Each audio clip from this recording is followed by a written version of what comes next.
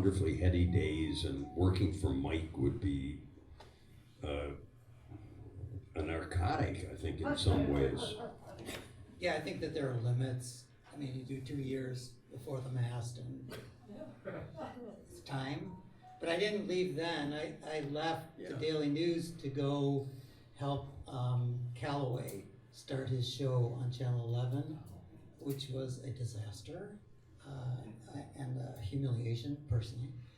But it was so, and then after that, then I went to Seattle and was a columnist and reporter, urban affairs reporter for the Seattle PI, the Post-Intelligencer, which was the morning paper. But the era itself, you can't, it was golden. I mean, literally it was golden. There were 4 daily newspapers. They came out with multiple editions every day. When the competition's papers came in, it was like the smell of warm bakery. The papers were warm, and that everyone was, and then the editors would gather around the first edition of whatever it was and see why they have that big picture there. They're holding it for something, and so then they try to beat the opposition. It was competition was the greatest thing for fairness and fact, because you had like 5 hours to live if you were plumping for somebody and not telling the truth. Paul's right, and those of us in the newspaper business know that was a blessed era. Mary, it was for you too. I mean, newspapers were not what they are today, these thin shadows of themselves. Those were heady days, were they not? They were. I mean, the people of my vintage, reporters of my vintage, we all talk about how we came into it in its heyday, and most of us stayed long enough to see the waning. And it's been hard to watch, but I feel extremely grateful that I came into it in the glory times, and also at a time when it was becoming open to women. Now, there were some great women who came up, with Royko, Lois Willian, Georgianne Geyer. But when I got to Chicago in 1985, it was still very much a man's business. It's not that there weren't women doing work, but the whole ethos, the whole mythology was you drink with the guys at Ricardo's. It was fun. I liked it. But I also realized in the long term, that wasn't me. And so, I think there were women who had to kind of navigate through this lore and reality that the men had set up. We visited Ricardo's a lot. I was the first legged person, and the one before me was Ellen Warren, and she was fantastic. And then Hanky Gretteau, at the time, who went on to be a full grown-up, was a copy girl at the time. So it was right, and that was like Mary Lou Hedlund was like the first female all-over person. Mm-hmm. And so it's like it was a great change. Really like 72 was like everything changed, right?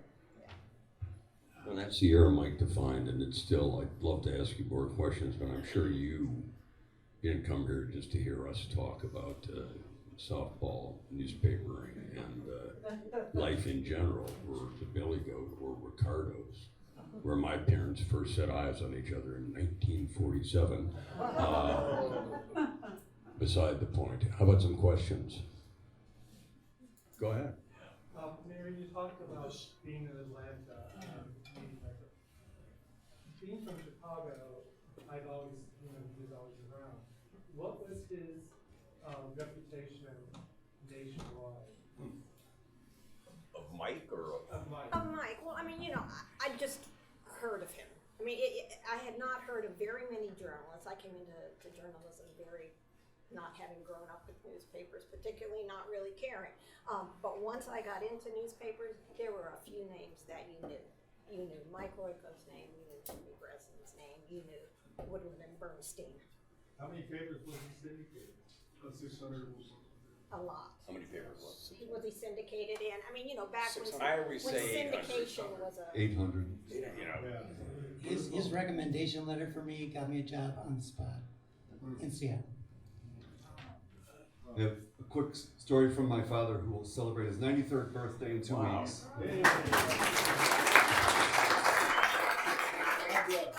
I didn't want an introduction, but this is a story of, anybody know that there was an entity called the Softball Hall of Fame? Okay. Anybody old enough to remember the Bobcats? of course. They were like the New York Yankees of softball. I was at a What about the fair Strikers? at Hawthorne Track. It was they were inducting a friend of mine and a classmate of mine into the Softball Hall of Fame. And the classmate, anybody know the name Emil Zollner? Sure. Yeah. He was probably the Babe Ruth of softball pitchers. And George Morse, anybody know him from the, Yep. you know George Morse? That is a juice ball in He Clayton Park. got a big write-up in the Daily News. He revolutionized softball with the injecting the ball for the. When I was writing a But softball anyway. column at the Daily News when I worked in sports, I wrote about the juice ball, and we actually had a hypodermic needle sticking in the ball. That was the photo. That was him. Well, he was a good friend of mine. And Eddie Zollner was a classmate of mine. And at that induction thing at Hawthorne, I was BSing with Eddie Zollner. He said, "Well, I got to get going." Now this was in the mid to late '90s, and he said, "Yeah, I'm pitching tomorrow." He said, I said, "You're still playing?" He was 60-something, 66, 67. I said, "Well, good for you, you know. I was the world's worst athlete. I struck out every time, you know, but I knew these guys." But is that softball went the way of newspapers? It's kind of like a dead issue now. It's still popular, but part of the problem was with all the festivals in Grant Park, the diamonds were occupied by too many fests. And the other thing is the game really moved to the suburbs no more, like Forest Park, Westchester. Oh, okay. The great teams are playing in Mount Prospect. The great teams are playing in the suburbs now more. And I don't know how that happened, but It still exists, but it's nothing like it It's was. considered a high school sport, though. In the public league, like Lane Tech has a softball. They're still playing at the high school level, without a doubt, and they're trying to revive it. Very interesting, yeah. It's a tough game to learn. You have to not only do you have to play hours and hours of softball tournaments, but you have to go to the saloon afterwards too. Well, and then you have to, if you live long enough, get new knees. Any other? Yes. This lady speaking now is Nancy Back- Ryan. I work for my. I was a city news reporter in 86 or 87, and the opening to be Royko's leg person came, and all 35 people at the City News Bureau attacked the job like it was manna from heaven. But I lost out to Nancy, and we were all very happy for Nancy when she won. She's quoted at length in the book as well. So It's a here. great job, he's a great boss, but the question I have is for Rick actually about how the column started. Your father played a pivotal role. Was it the Panorama and the Daily News? Well, one of the oddest, if you knew both men, you would get it. But Mike Royko and Richard Christensen, the theater critic, the eminent theater critic, both cut their teeth at the City News Bureau. If you looked at the two of them on the surface, you would have a hard time coming up with more unlikely best friends. But Dick went to the Daily News, Mike went to the Daily News. They both worked nights. They kept that bond pretty much together. My father came to the Daily News and invented a section called Panorama, which was the first arts and entertainment section in American newspapers.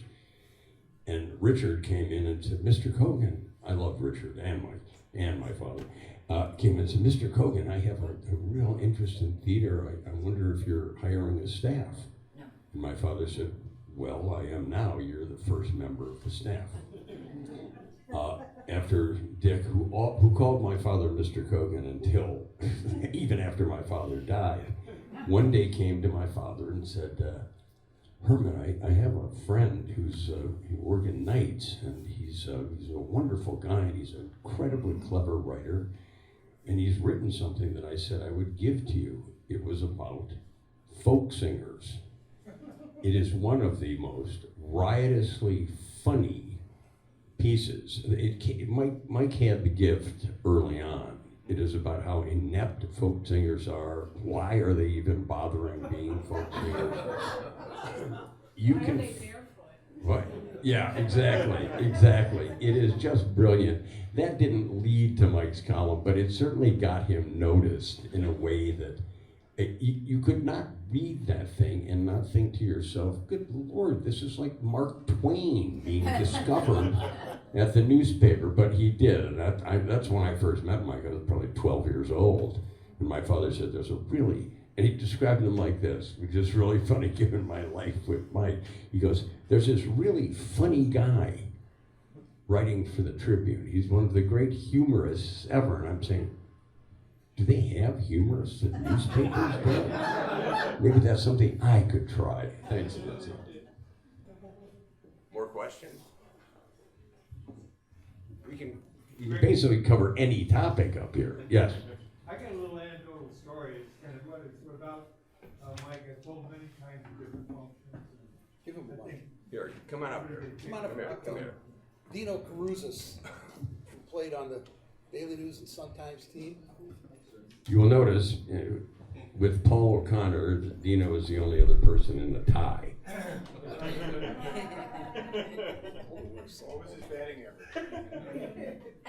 Oh no, I was a latecomer, and not one of the top ringers, that's for sure. But a very close friend of Don DeBad, and that helps. So, but yeah, I played some pickup games with the Daily News late. It helped that my hockey coach was the umpire for most of those games, and I'm sure he took care of the score in those games very well. But I was riding in my car one day, and we all know Harry Carey.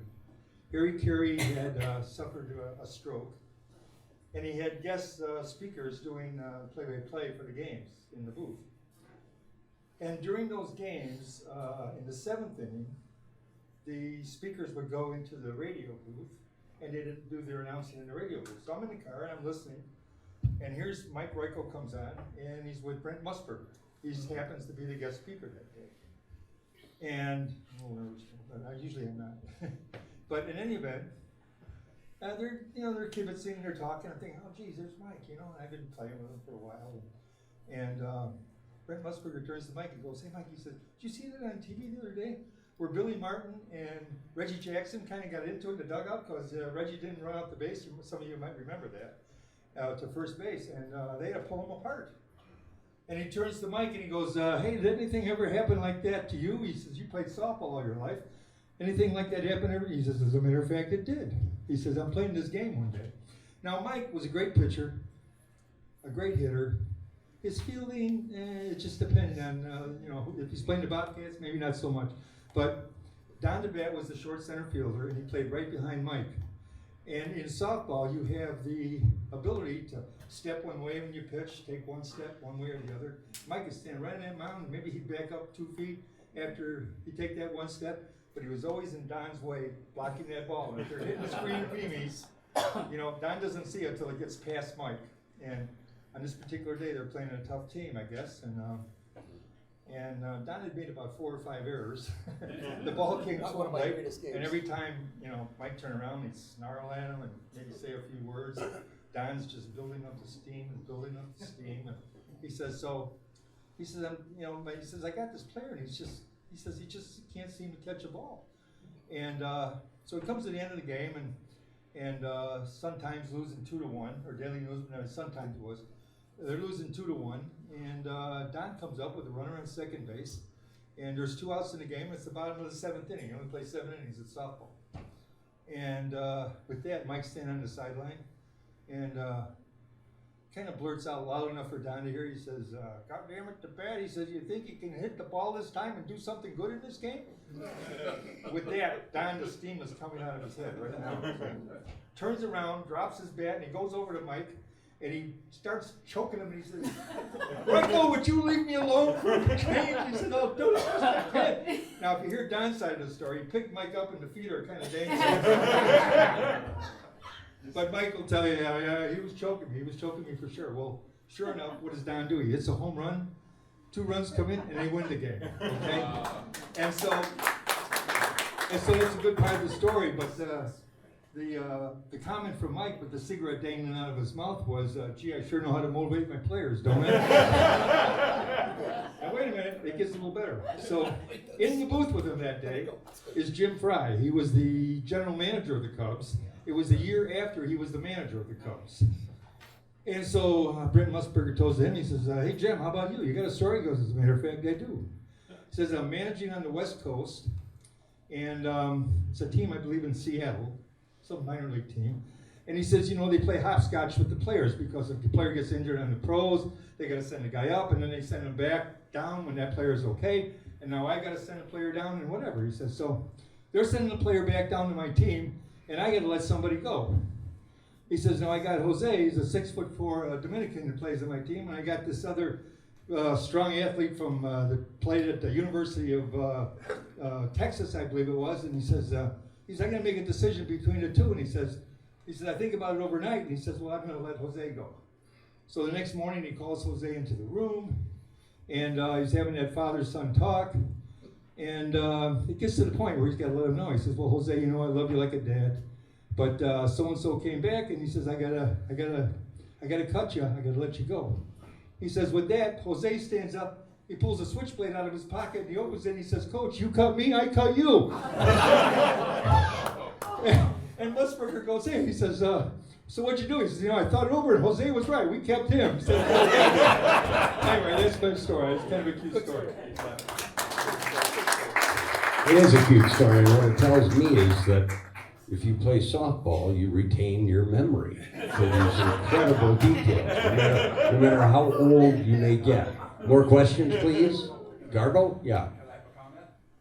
Yeah. You have a comment, or? Sure, come on up here.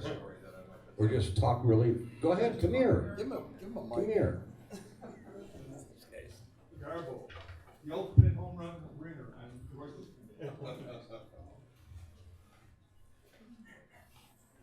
Well, I'm proud to say that I was one of the charter ringer members of the Chicago Daily News team, and I had the pleasure of playing with Mike for 12 years. Lots of stories, but I just have one story that I'll never forget, and it took place at Grant Park in a playoff game. Without the bat, there would have been no softball team because he was the guy that kept the rosters, the phone numbers, the balls, the bats, the bases, all that stuff that's necessary, you know, to keep the team going. So we're down at Grant Park, and he's futzing around with the book and making the bases, and Mike is standing next to me, and we're watching, and we both start smiling, you know. And then suddenly, Royko turns to me, you know, he smoked these unfiltered Pall Malls. He goes, you know, Garbs, I created the bat down in my basement with my Gibson chemistry set. That's my story. Mary, you were gonna tell a story. Yeah, Mary's story. We didn't hear Mary's story. You said you were gonna tell a story about Mike's. You wanna hear Mike's story? Yeah, I wanna hear that.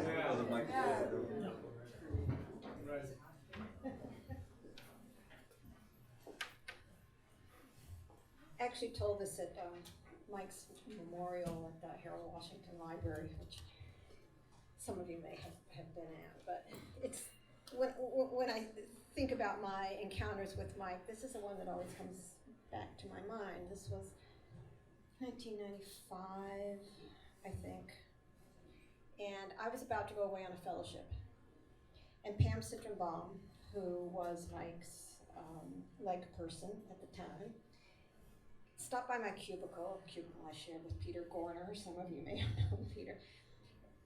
And she said, you should go talk to Mike.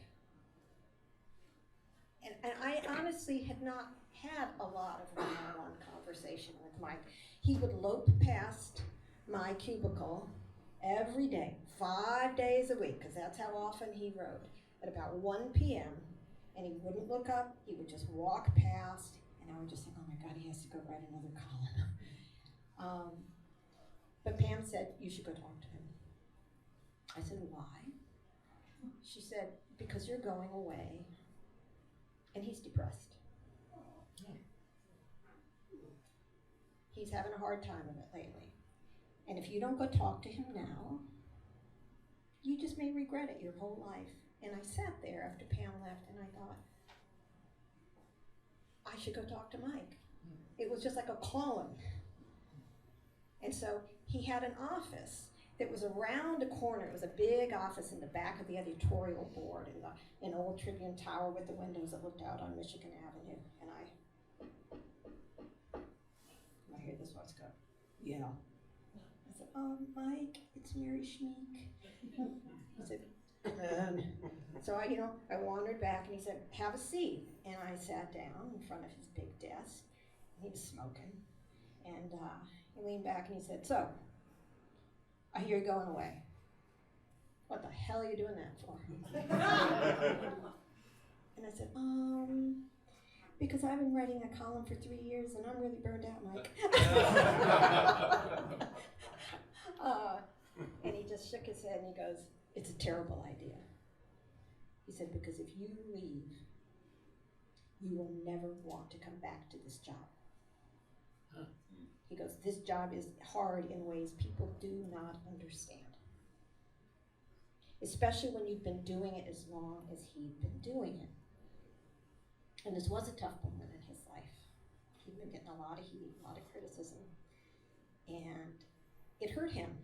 It's like, I think it's really easy because he was so amazing, so talented, so enduring, because he created so much of what we think of as Chicago, because he influenced so many columns. To just forget he was a human being too. And we talked for a long time, and he just talked about how, over the years as he'd been writing this column, he said, when you do this for a long time, your enthusiasms change. I always remember that. Your enthusiasms change. The things that animate you, the things that you want to write about, maybe the way that you write about them, and that people want you to keep doing the thing that they fell in love with. And that somehow you have to figure out a way to ride through that. And it was very moving. I sat there for about, an hour. I honestly don't know how long. And finally I said, well, I guess I should go because I think you have a deadline. When we talked about novels, he asked me what I read. And he asked me if I'd ever read a famous Russian novel I'd never heard of. And Quiet Flows the Dawn, which had the guy who wrote it, Mikhail Sukhalov, I can't even pronounce his name, had won the Nobel Prize in Literature in the 1930s. And I said I hadn't. Anyway, I thanked him. I walked out of his office. I went to lunch. And when I came back, there was a brown paper bag at my desk. And I opened it. And there was a copy of And Quiet Flows the Dawn. No. So I tell that story mostly just so that we remember that Mike was a human being. He was extremely funny, but he struggled. We all struggle, and I just think it's important that we remember that, our heroes struggled too. So that's my story.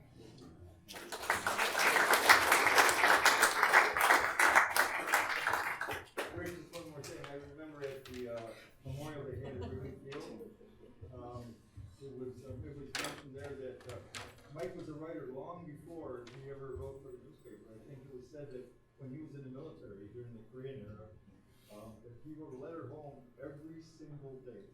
Every single day. And, it was about this guy or that guy or what's going on, but it was just like the columns. The family started to read these letters, and they were just like the columns, and he had like 2 years of this. So he was born to do that, for sure.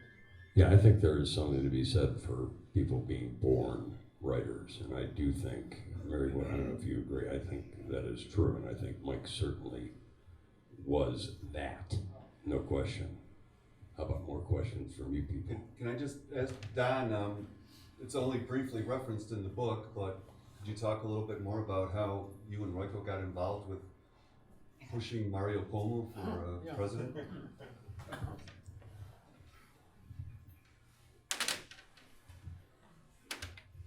Well, as some of you may remember, Mike often referred to someone he was living with known as the Blonde. And it turns out that the Blonde was a tremendous fan of Mario Cuomo's. And I don't know what of her many wily subterfuges she used on him, but she, according to him, talked him into promoting the idea of a write-in campaign for Mario Cuomo for president. This was in 1990, I guess, 92, for the 92 election. And we had a mutual friend named Phil, who was a great political dilettante, and Mike appointed Phil as the head of the committee to elect the national committee to elect Mario Cuomo president. And then he called me up and he said, I think Phil may need a little help. How do you feel about this? I says, okay. He says, okay, you're the political director. And that's how it all came about. He started writing these columns, and he got, responses from all over the country. Cuomo was very popular at the time, and we eventually opened up a write-in office in New Hampshire. Spoiler alert, we didn't win. But that's how the whole thing came about. It was a whole cloth creation of Mike Royko, thanks to the Blonde, who I think is in my sight here. Anyone else? Steve? Yeah, I can't resist asking this question with all this journalistic power rated out of us. We lament the demise of the newspapers, as we know that broadcast journalism is not the same. Television news staffs are down. We're not getting news like we used to get. What do you all see as the future? Is this just going to continue to go down, or will there be a renaissance? Not of newspapers. I mean, I'm an ink on paper kind of guy, and that's done. That's done. That aspect of the paper is going to shrink. I think most newspapers in this country are doing an incredibly shitty job with their websites, which I guess is the way to appeal to the new generation of readers. I do not know where the young Mike Royko or the young Jimmy Breslin or the young Pete Hamill is doing their work now. I think there are still immensely talented people, even at the Tribune and the Sun-Times, at papers, who want to do journalism.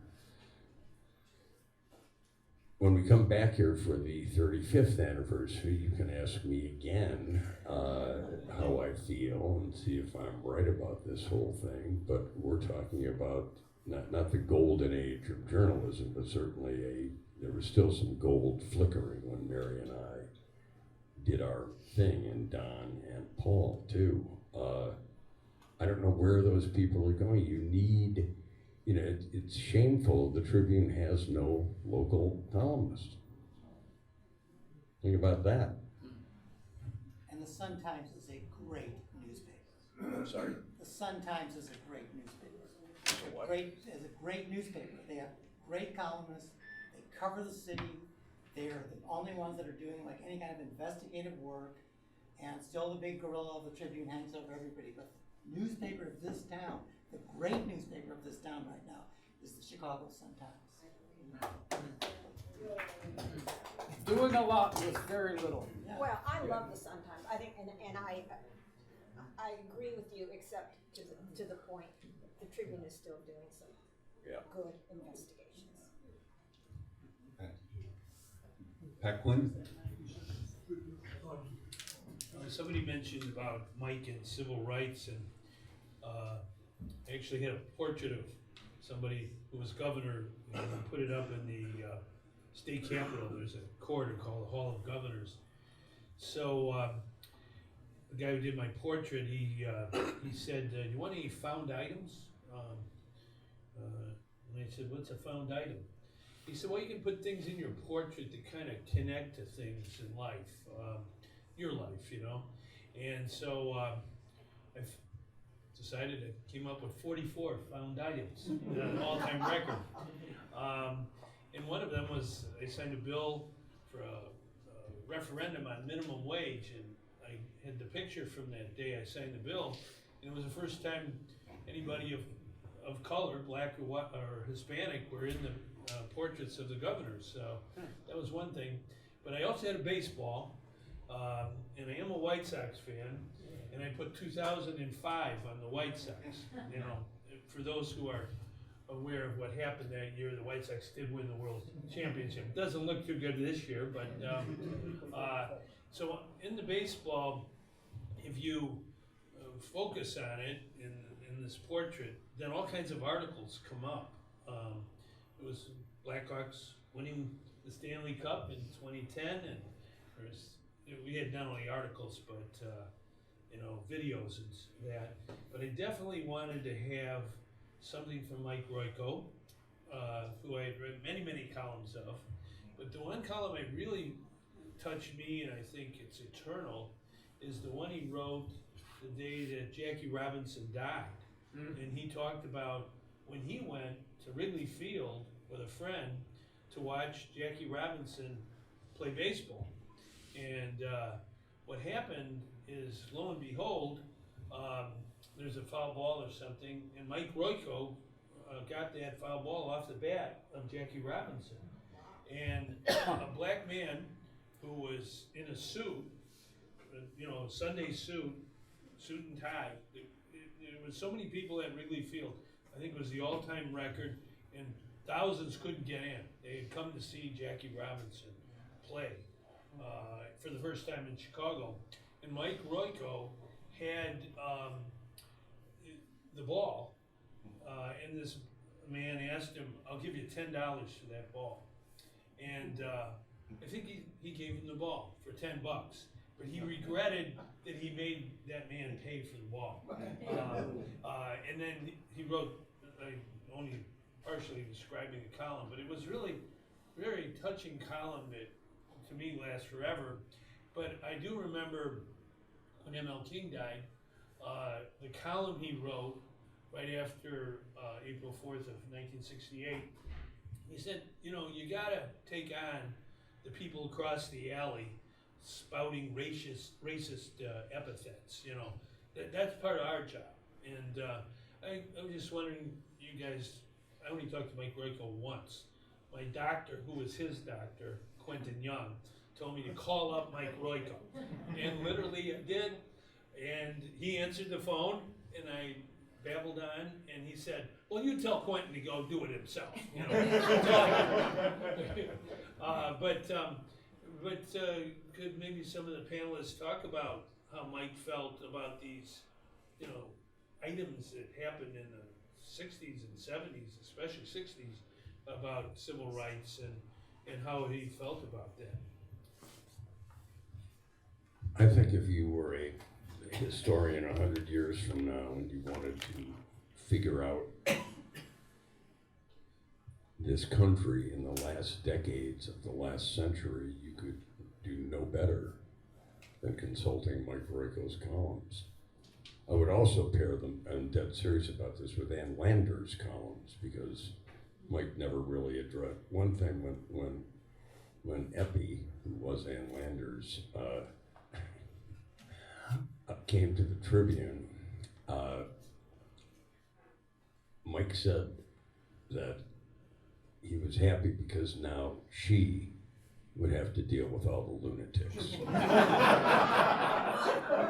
But I'm dead serious about that. Mike, in his way and in his best work, defined not just what Chicago is like and what the neighborhoods were like, but as everybody up here knows, defined nationally what was good about this country and what was bad about this country in his time.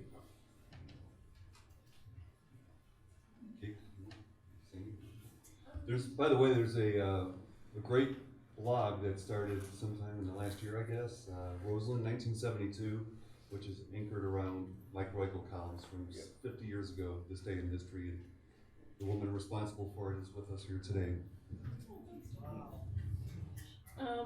Thanks.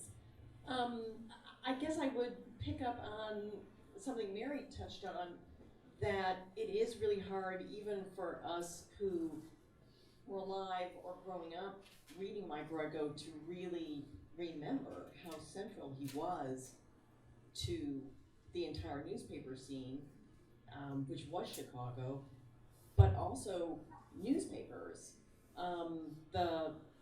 The website that I'm doing is built around a novel called Roseland, Chicago, 1972, because it mainly takes place in 1972 in Roseland. The characters are about 10 years old that year, because I was, so that's one part that I know and can write from that experience.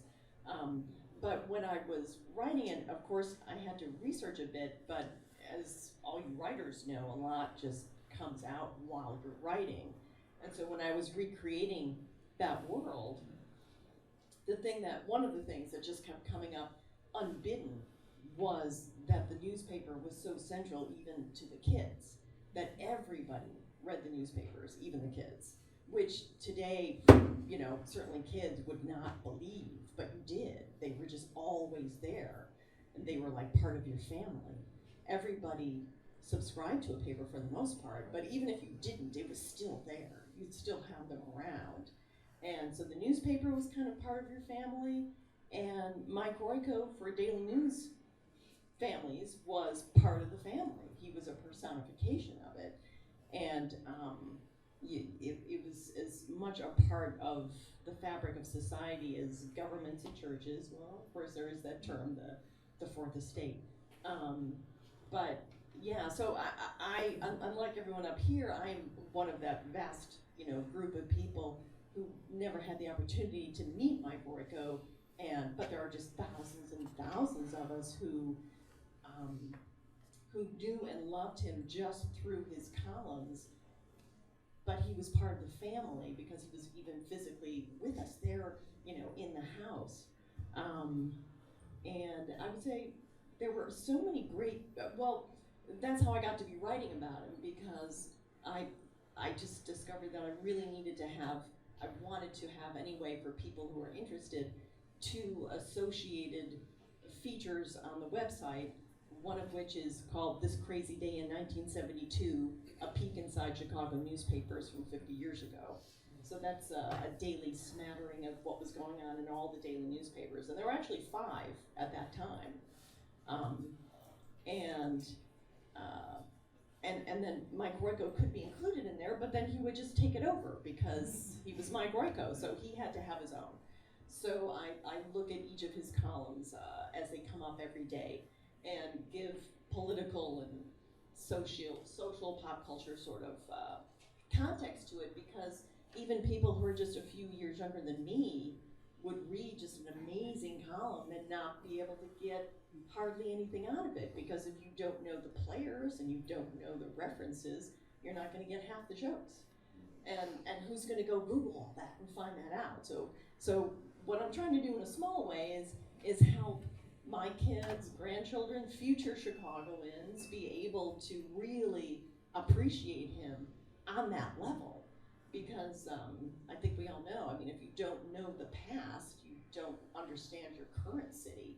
So hopefully, you know, I guess what I was going to say a couple minutes ago was that one of the tributes that I read yesterday, and I forget which one it was, but it included a journalism professor who was a little discouraged that his students didn't know who Mike Royko was, didn't know Boss. And I don't think we need to be discouraged about that per se, because that's just normal. I think maybe the most recent history for anybody will get the most short shrift because it's not so much in the history books yet. But the important thing is that after they've been in journalism school, they should have read him along with some of the other top journalists. But of course, he's number one. We all know that. You know, hopefully something like this, and hopefully there'll be more of it, will help people get more out of it. That's all. Thanks. We need to wrap up here shortly. I'll indulge myself with one quick story. I was briefly, something I did was actually referenced in the Saccone biography of Royko. I was working at the City News Bureau at the time. Gerald Washington passed away, and there was this tremendous dash to elect a new mayor, and there was all this scheming going on with the aldermen. It went on for about 4 or 5 days, and the December 2nd was the day they actually ended up electing our next mayor. But amidst all the tumult that was going on at City Hall, and that was the day that the hordes of outraged Tim Evans supporters descended on City Hall. In the midst of all the craziness going on in the press room that day, Mike Royko showed up, and that was like the coming of God. And everyone just dropped whatever they were doing and rushed to the newsroom. All the aldermen who were vying for the mayor's office all came running in. Everyone wanted to have a piece of Mike Royko that day, and I actually put out a bulletin, and it became big news throughout Chicago that Mike Royko actually came to City Hall to try to sort out the craziness that was going on there. And he actually wrote an extraordinarily hilarious column. I think Nancy was working for him at the time, and it's one of the funniest columns he ever produced, talking about the alder creatures. Yes, Alderman Roman Paczynski with the glow-in-the-dark hair. So, this could probably go on for a few more hours. I don't know if any of you are disposed to this, but there's a great little neighborhood bar half a block north of here called Double Bubble. I think they have a softball team out of there, so if anyone's of a mind to go over there and have a beer and raise a toast to Mike, I think that would be a great place to do it. And Rick, do you want to offer up any final thoughts here? Or? I think what the author of the Roseland blog said was wrong. I love her, but I also think that anybody who did read Mike and who does read Mike will not only know Mike, but will admire Mike, and in some cases fall in love with Mike. Thanks, Paul. Thanks, Don. Thanks, Mary. Thanks, Don. Thank you all. Yes, Paul? Another old softball memory to share? If I could.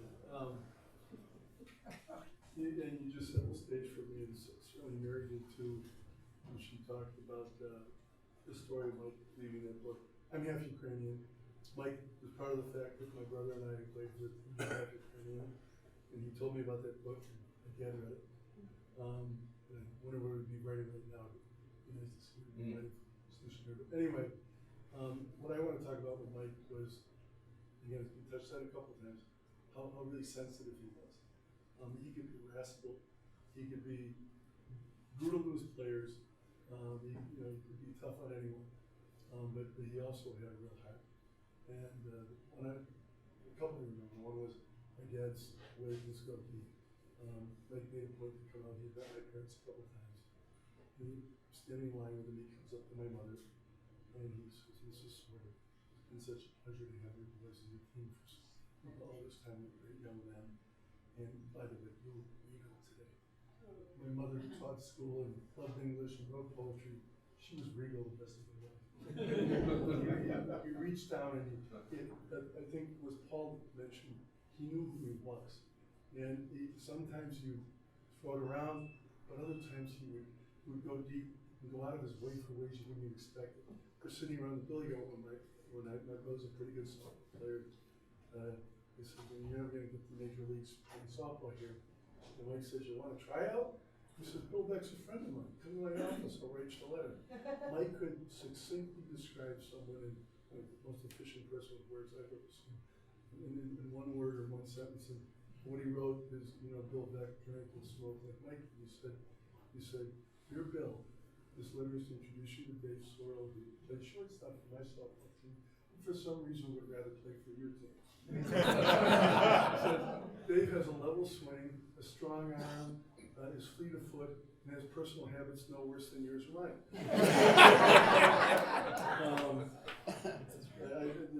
There's something I can say, but in the middle of my divorce, he calls me out of the blue. He knew I was down. Called me out of the blue. He said, "How's it going? Want to have dinner?" And I won't go up. Actually, there is a story that we get there and he's saying, "You're going to get married again." I said, I don't know. He said, "It's way too early." He says, "Well, don't get married." I said, "You get married? I see you on the Billy Goat. You never get married." He says, "Don't get me wrong. I love Judy and the kids. I don't ever want anything to happen to them. I'm very happy right now. But if anything ever did, sure I would." I go, "Really? You would get married?" He said, "Yeah, take a special kind of woman." What do you mean? He said, "Well, she got certain qualities." I said, "Like what, Mike?" He said, "She'd be 94 years old and on a respirator and worth $10 million. Anyway, there's so many stories, but what I really want to talk about is Mike's inner sensitivity that he shared to many people he knew and people he didn't. He go deep. So he wasn't just a tough guy. I grew up on Milwaukee Avenue at a saloon that told me to call my first son a name for it. I couldn't make the game that night because I said, "Mike," called me up. He says, "Congratulations, you got a kid. We got our first game." I said, "Mike, I gotta go to the hospital. We're still thinking about names." And I went through it, and I said, "We thought about my wife asked you, wanted to be Paul?" I said, "No, I don't want that." He said, "I got the answer for you. We come to the game." I said, "What's that?" He says, "Call your kid Shithead." I don't know why. They had a dog at the saloon named Shithead, and that dog was the toughest dog in the world. He said, "You want him to be Dick Buckus?" Imagine being in the park. His name's Shithead. This kid would kick people, he'd kick you, and you'll be an all-star. So anyway, Mike was Thank you, Paul. Thank you all for coming.